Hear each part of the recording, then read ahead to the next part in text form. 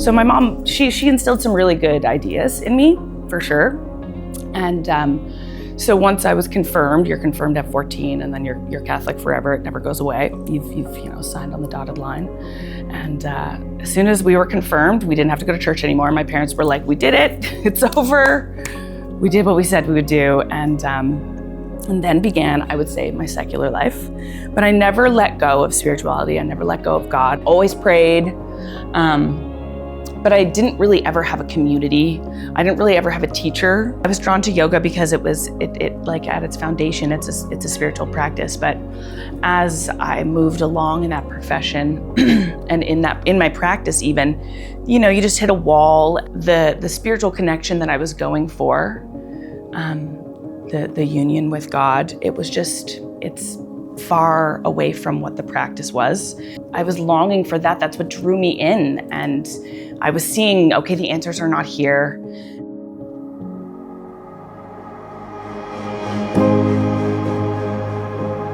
I had this one friend, and she was great. She was very smart and fun to talk to and just fun to listen to. And she was one of the first people I met in a long time that wasn't afraid to use the word God. Been dancing around the word God for, 15 years. We had this really nice connection. She was like, "Hey, do you want to come to this church? It's really cool." I was like, "All right, I'll go, sure." Yeah, the sermon was about how we're all these little light bulbs. We don't know we're little light bulbs because we come in a box, and in our box is all this writing, branding, these colors, and we don't get it. We're not the box, we're not the writing, we're a light bulb. And the light bulb is going on a journey to try and figure out what it does. What do I do now that I know that I'm a light bulb? And the light bulb goes on this journey to eventually get plugged into a lamp. The metaphor continues, and it knows where it goes now. And then the last part of the light bulb's journey is like, what is the role of the church? And then the pastor just plugs the lamp in, and the little light bulb shines. I want to be plugged in. I want to shine. I want to be the light bulb that shines. So the moment I decided that I would follow Jesus, I was working with my small group, promised myself I would be open-minded and I would just try the things and I would just go for it. So I went home and I sat down, I got my little meditation set up, and I started praying, and I started just confessing things.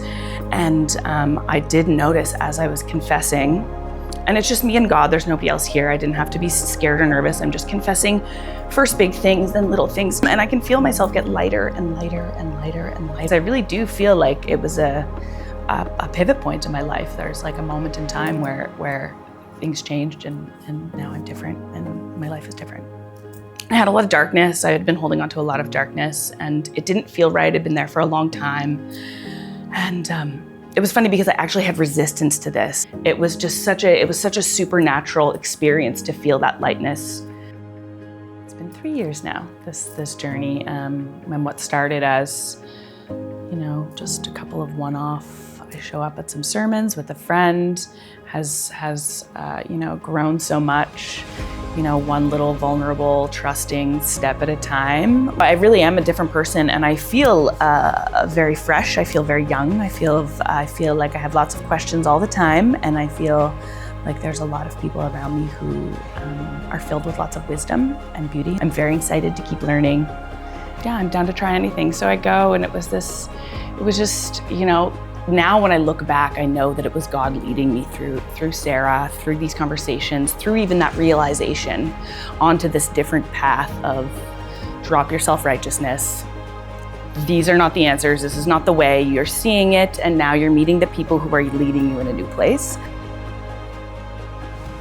My name is Moriah, and this is the story of how God came into my life and had me do an about face and changed the way that I see everything.